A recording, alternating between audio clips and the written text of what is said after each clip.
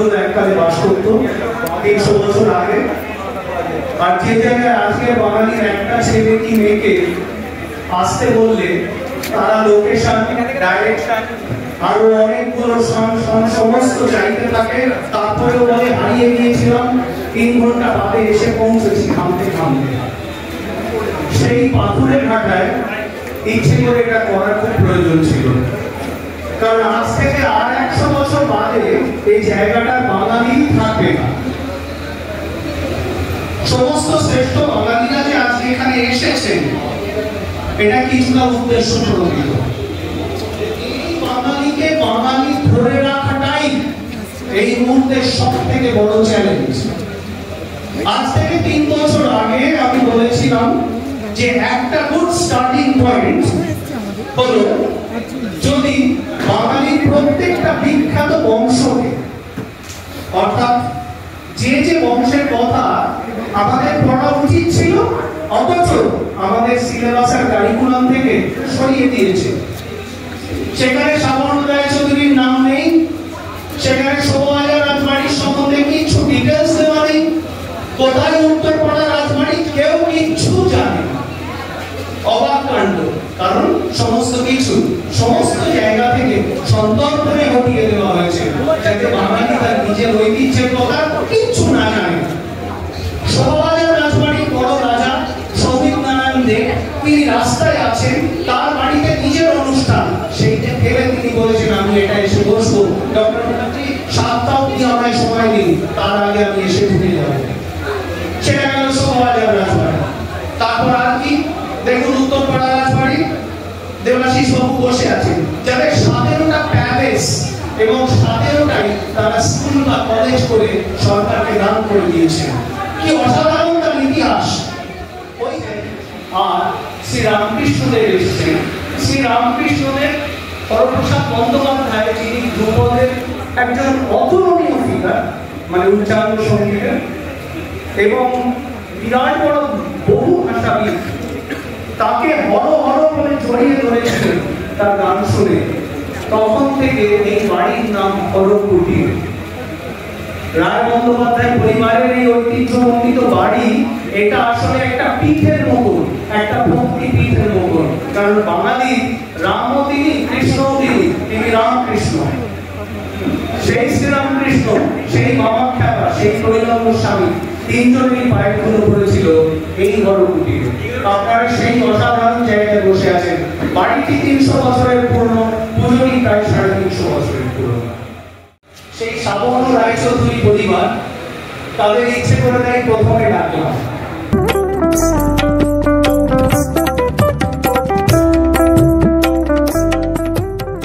ওনার ঠিক বাম পাশে আমার অত্যন্ত প্রিয় করুণতলা বদন চাঁদ রায় বাড়ি বাবা এবং শুভ্রাদি দুজনকে নিমন্ত্রণ করছি, আপনারা দয়া করে একটু আসুন।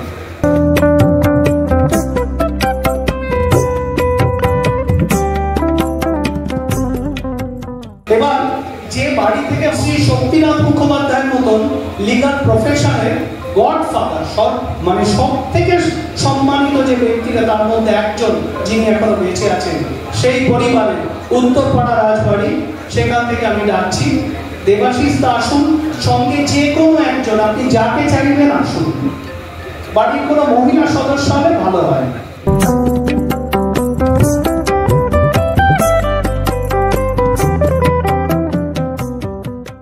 এবার যে জায়গাটা আমাদের হোস্ট হরকুটি, অর্চিষ্মান রায় বন্দ্যোপাধ্যায়, অর্চিষ্মান তুমি ঠিক করে নাও তুমি কোথায় বসো। এবার শোভাবাজার বিকে পাল বাড়ি, বটকৃষ্ণ পাল বাড়ি।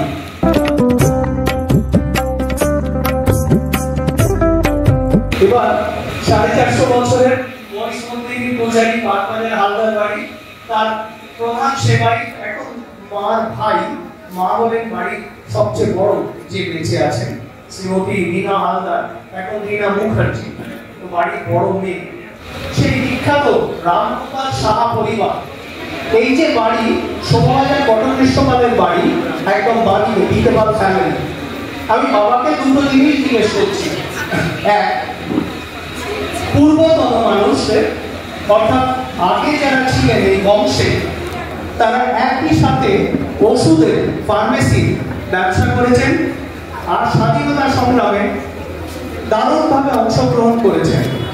তো এই প্রজন্মে সেই একই রক্তের মানুষ আপনার মতে সমাজে নতুন কি করতে পারে, এই তার স্মৃতিতে আমরা 30 সেকেন্ডের জন্য সম্পূর্ণ নীরবতা পালন করছি। ধন্যবাদ।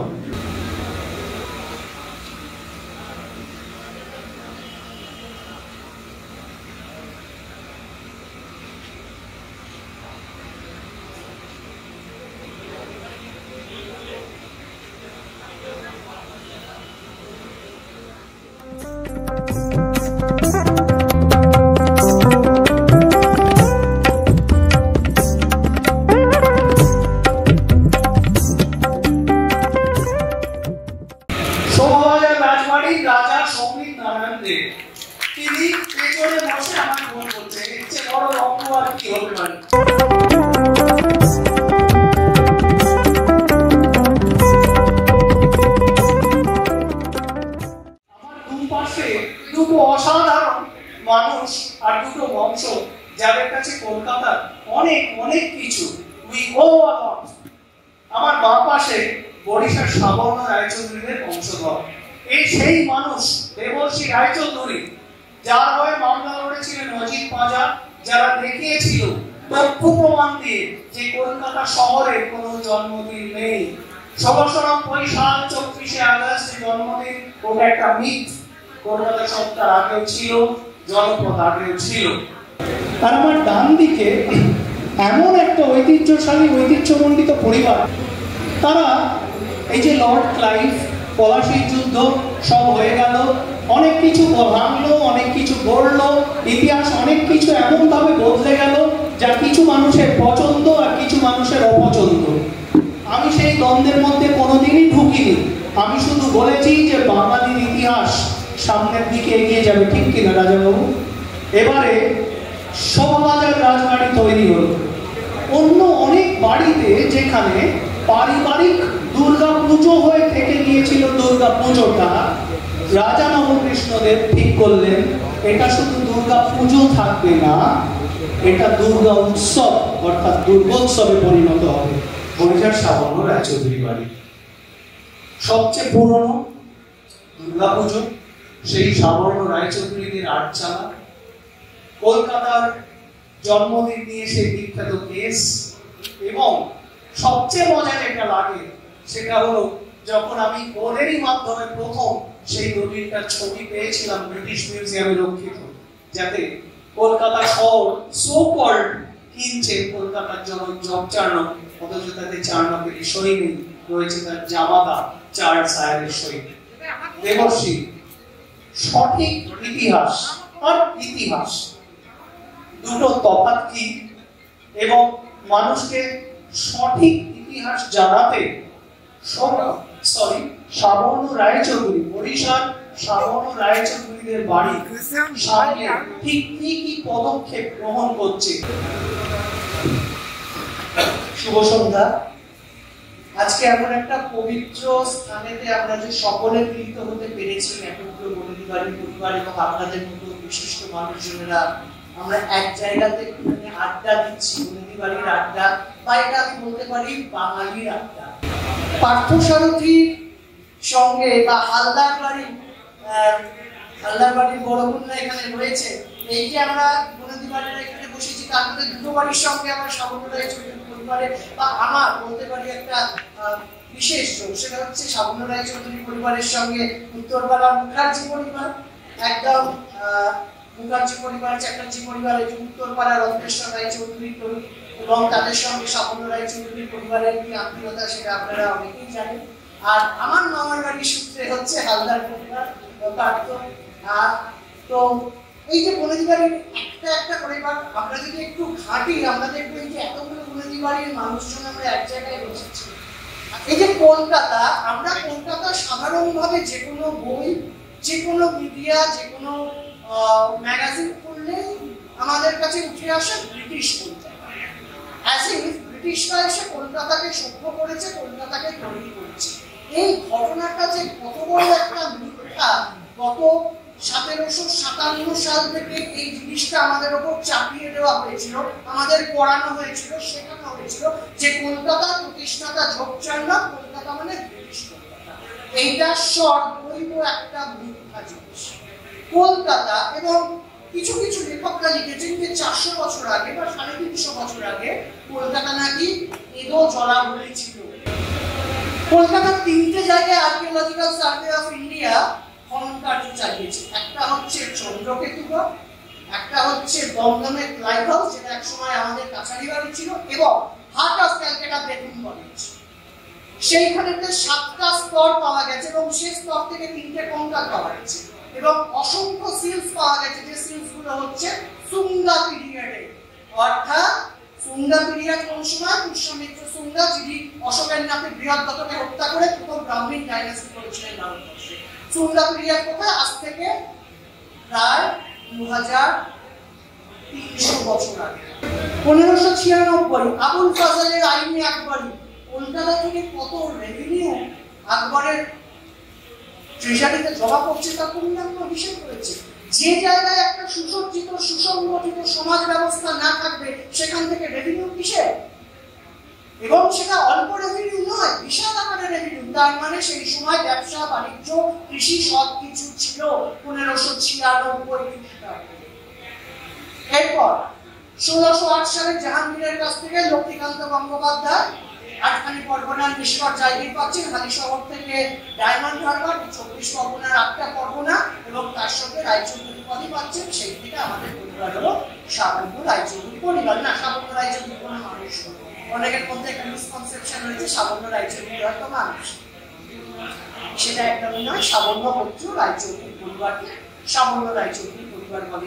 সবাই কলকাতাবাসী বাঙালিরা মিলে বাঙালি ঐতিহ্যকে আমরা পৃথিবীর সামনে নতুন করে এভারেস্টের মাথায় আমরা পতাকা তুলতে পারলাম, যে কলকাতা বাঙালিদের কৃষ্টিতে, বাঙালি সংস্কৃতিতে, বাঙালি কোনো ব্রিটিশদের জাতিগণে নয়, ব্রিটিশদের ব্যবসা বাণিজ্যের জন্য নয়। ব্রিটিশরা এখানে এসেছিল কারণ কলকাতাতে সেই সময় 1000 ইউরোপীয় বসবাস করছে, পর্তুগিজ, ডাচ এবং আর্মেনিয়ানরা।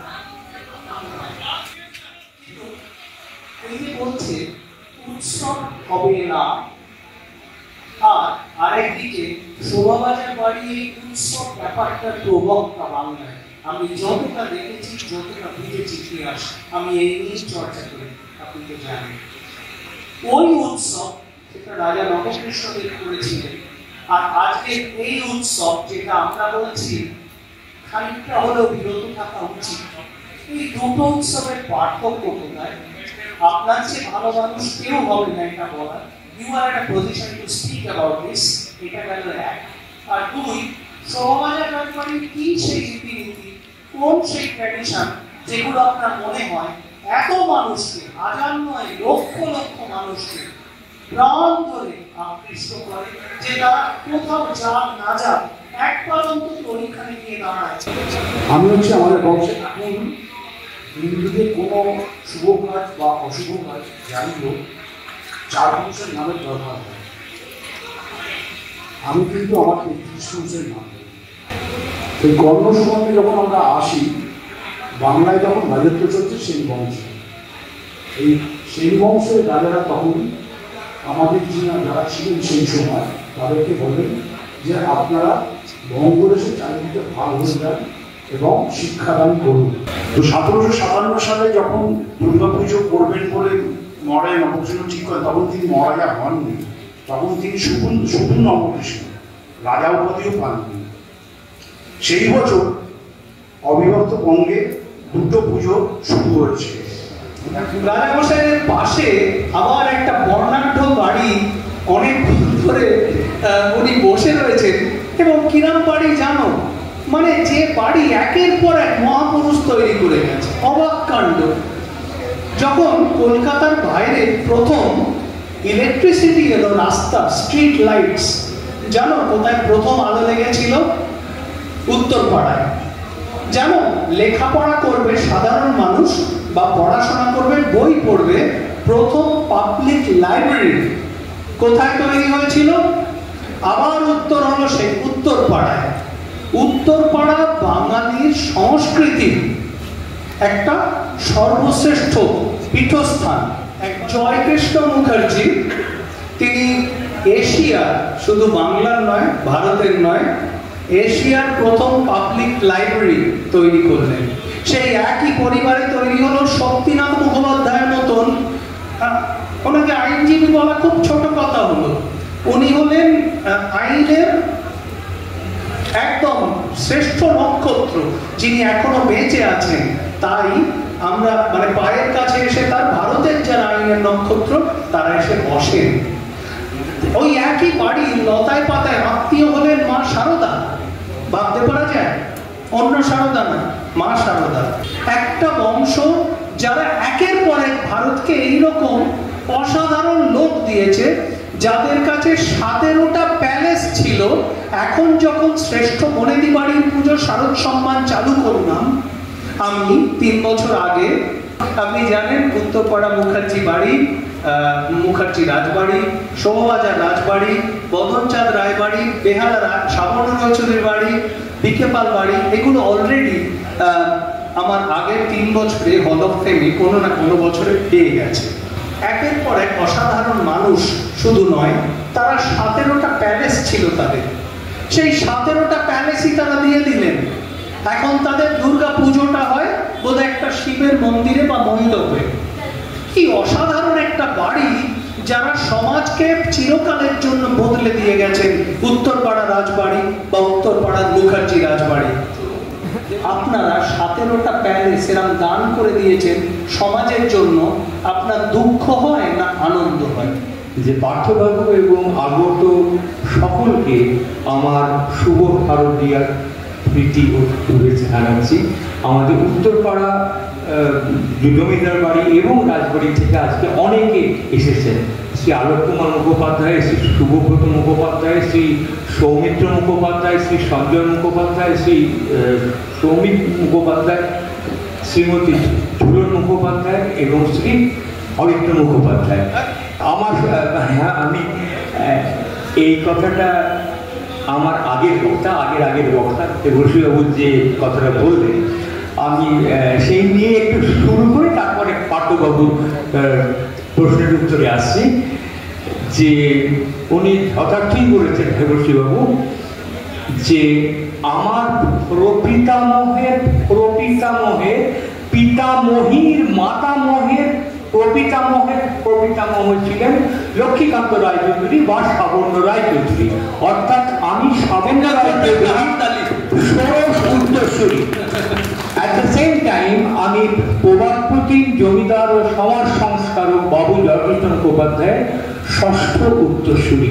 একটা কথা আমি গতবারের বনেদি বাড়ি আপনাকে মানে বলতে ভুলে গেছি, মানে এটা আমার মিস আউট হয়ে গেছিল, যে আপনারা নিশ্চয়ই সবাই জানেন যে ঈশ্বরচন্দ্র বিদ্যাসাগর প্রবর্তিত বিধবা বিবাহ প্রথার প্রথম স্বাক্ষরকারী ছিলেন বাবু জয়কৃষ্ণ মুখোপাধ্যায়, এবং তখনকার বঙ্গেশ্বর সিসিল ব্রিটেনের কাছে কৌলিন্য প্রথা বিলোপ করার আবেদনপত্রের অন্যতম স্বাক্ষরকারী ছিলেন বাবু জয়কৃষ্ণ মুখোপাধ্যায়। এবং এই কথাটাও ঘটনা সত্যি যে 1845 এবং 1849 সালে জয়কৃষ্ণবাবু উত্তরপাড়ায় একটি বালিকা বিদ্যালয় স্থাপন করার জন্য ইংরেজ সরকারকে দুবার আবেদনপত্র দেন, কিন্তু দুবারই সেই আবেদনপত্র প্রত্যাখ্যাত হয়। কারণ সেই সময়তে আমাদের বেথুন সাহেব ক্যালকাটা ফিমেল স্কুল তৈরি করছিলেন। তারপরে তিনি অবশ্য আর মহিলাদের কোনো স্কুল করেননি, তার ভাই এটা করেছিলেন বিজয়কৃষ্ণ মুখোপাধ্যায়। যাই হোক, তিনি তার জীবনে আমার জানা অবস্থায় 27টি বিদ্যালয় তৈরি করে গেছেন সারা বাংলায়। 27 আমি এবং যখন প্রত্যন্ত গ্রামে শিক্ষার আলো প্রবেশ করেনি, তখন একের পর এক পাঠশালা খুলে গেছেন এই জয়কৃষ্ণ মুখোপাধ্যায়। আজকে কলকাতা বিশ্ববিদ্যালয়ের যে লাইব্রেরি, সেই বেরি ফাউন্ডার ছিলেন, মানে মানে অন্যতম ফাউন্ডার ছিলেন, সরি মানে পৃষ্ঠপোষক আর কি, বাবু জগন্নাথ মুখোপাধ্যায়। তার ছেলে রাজা প্যারিমোহন মুখোপাধ্যায় আজকে আরজি কর, যেটা নিয়ে এত কাণ্ড হচ্ছে, তখন আরজি করের নাম ছিল Carmichael medical college, if I am not wrong. R G Kar medical college এবং কলকাতা মেডিকেল কলেজ এর অন্যতম পৃষ্ঠপোষক ছিলেন রাজা প্যারিমোহন মুখোপাধ্যায়। আমাদের পরিবারের ধীরেন্দ্র নারায়ণ মুখোপাধ্যায় আগে হুগলি ব্যাংক বলে একটা ব্যাংক ছিল, এবং এখন কলকাতার যে সব থেকে যে উঁচু যে বাড়িটা আছে, যাকে আমরা দ্য 42 হিসেবে জানি, সেই 42 যে বাড়িটা, মানে যে বাড়িটা ভেঙে সেই 42টা হয়েছে, সেই বাড়িতে হুগলি ব্যাংকের হেড অফিস ছিল, হুগলি ট্রাস্টে হেড অফিস ছিল, এবং এই হুগলি ব্যাংক, কুমিল্লা ব্যাংক এবং আরো একটা ব্যাংক অ্যামালগামেট করে তৈরি হয় ইউনাইটেড ব্যাংক অফ ইন্ডিয়া, এখন যেটা পাঞ্জাব ন্যাশনাল ব্যাংক হয়ে গেছে। তা আমি রাজাবাবুর কথা শুনেছি মন দিয়ে, দেবশ্রীবাবুর কথা সঙ্গে সঙ্গে। উনি 33 পুরুষ, মানে উনি 33 জন পূর্বসূরীর নাম উনি জানেন, এটা খুবই একটা গর্বের ব্যাপার। কিন্তু আমি বলে রাখি, আমি 38টা জানি। আপনারা যদি বলেন আমি এখনই বলতে পারবো, আমি সেটা বলছি না, এবং আমি জানার জন্য এভরিবডি শুড নো, প্রত্যেকের জানা উচিত তাদের তাদের পরিচয়টা। না, আমি বরং দেবাশিস দা অন্য জিনিস জানতে চাইছি। হ্যাঁ হ্যাঁ, ঝুলন্দির কাছে জানতে চাইছি, হ্যাঁ, বাড়ির মেয়েরা কি একবারও বলবো না যে বাবা 16টা প্যালেস দিতে পারতে, একটা আমাদের রাখনি কেন? বলেছে তো? সত্যি আমাদের খুব দুঃখ। হ্যাঁ হ্যাঁ, আমি জানি। আমাদের কলেজ, লাইব্রেরি সব থাকতো, আমরা মানে শ্যামবাজারে খেলাম আর বাজারে পুজো হলো, এইগুলো আমাদের কাছে। মানে এত বড় বড় প্যালেস থাকতো, আমাদের কোনো মানে ঠাকুর খেলা নেই।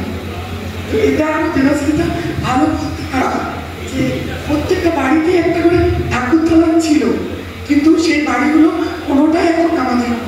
খুব অন্যায় করেছে যারা করেছে এটা। আমি হলে 16টা স্কুল করতাম, একটা কিন্তু ছেলেমেয়েরা সেখানে সেলফি তুলতো, ফটোশুট হতো এবং ভোগ খেয়ে পুজো পরিক্রমা। এটাতে একটা কথা, জয়কৃষ্ণ যিনি ছিলেন উনি কিন্তু মানে এই মূর্তি পুজো বা এটাতে বিশ্বাস করতেন না। নকৃত বলো, এতটা দান করা কি ভালো? নকৃত বলছে ভালো না। আটখানা ফ্যামিলি আমার চারধারে, প্লাস আরো দুটো ফ্যামিলি আমি মানে কি বলে, আমি নিজে বাগবাজার হালদার বাড়ির বড় নাতি, যে বাড়িতে 1200 বছরের পুরনো হেরিটেজ আইডল, কলকাতার একমাত্র নিত্য পূজিতা বিগ্রহ মা মহিষমর্দিনী রক্ষিত আছে। পাল বংশের সময় তৈরি, মাঝের 600 বছরের ইতিহাস নেই, শেষ 450 বছর ধরে নিত্য পুজো হয়ে চলেছে বাগবাজার হালদার বাড়িতে। বাড়িটা খণ্ড খণ্ড হয়ে 6টা শরিকের মধ্যে ভাগ হয়ে গেছে, কিন্তু তার একটা অংশে মা মহিষমর্দিনী এখনো নিত্য পূজিতা। তো কলকাতার প্রতিটা কোণে কোণে অসাধারণ অসাধারণ সমস্ত এই বিষয় আছে।